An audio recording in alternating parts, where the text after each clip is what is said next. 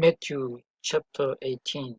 At that time, the disciples came to Jesus saying, "Who is the greatest in the kingdom of heaven?" And calling to him a child, he put him in the midst of them, and said, "Truly I say to you, unless you turn and become like a children, you will never enter the kingdom of heaven. Whoever humbles himself like this child is the greatest in the kingdom of heaven.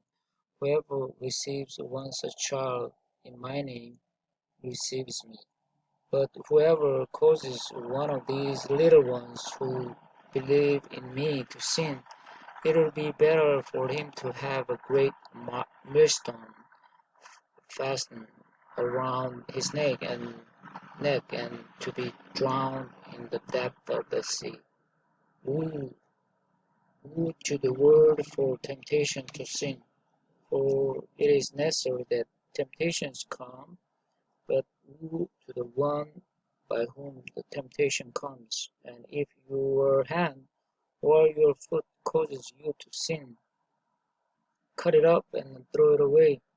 It is better for you to enter life crippled or lame than with 2 hands or 2 feet to be thrown into the eternal fire. And if your eye causes you to sin, tear it out and throw it away. It is better for you to enter life with one eye than with 2 eyes to be thrown into the hell of fire. See what you do not despise one of these little ones, for I tell you that in heaven their angels always see the face of my Father who is in heaven. For the Son of Man came to save the lost. What do you think? If a man has 100 sheep, and one of them has gone astray, does he not leave the 99 on the mountains and go in search of the one that went astray? And if he finds it, truly I say to you, he rejoices over it more than over the 99 that never went astray. So it is not the will of my Father who is in heaven that one of these little ones should perish. If your brother sins against you, go and tell him his fault between you and him alone. If he listens to you, you have gained your brother. But if he does not listen, take one or two others along with you, that every charge may be established by the evidence of 2 or 3 witnesses. If he refuses to listen to them, tell it to the church, and if he refuses to listen even to the church, let him be to you as a gentle and tax collector. Truly I say to you, whatever you bind on earth shall be bound in heaven, and whatever you loose on earth shall be loosed in heaven. Again I say to you, if two of you agree on earth about anything they ask, it will be done for them by my Father in heaven.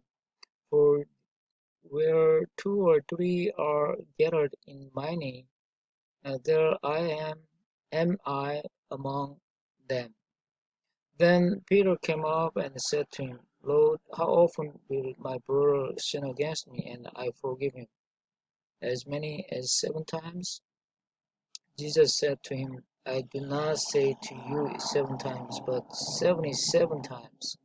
Therefore, the kingdom of heaven may be compared to a king who wished to settle accounts with his servants. When he began to settle, one was brought to him who owed him 10,000 talents. And since he could not pay, his master ordered him to be sold with his wife and children and all that he had, and payment to be made. So the servant fell on his knees, imploring him, Have patience with me, and I will pay you everything. And out of pity for him, the master of that servant released him and forgave him the debt. But when that same servant went out, he found one of his fellow servants who owed him 100 denarii.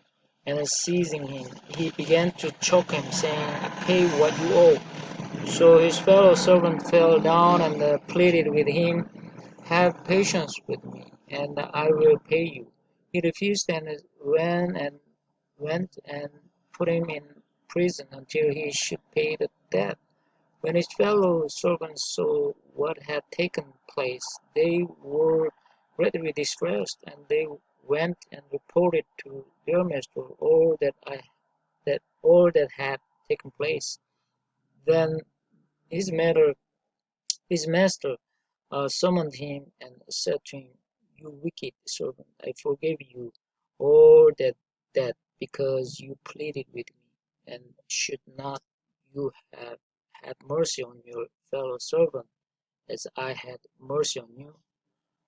And in anger, his master delivered him to the jailers until he should pay all his debt. So also my heavenly Father will do to every one of you if you do not forgive your brother from your heart.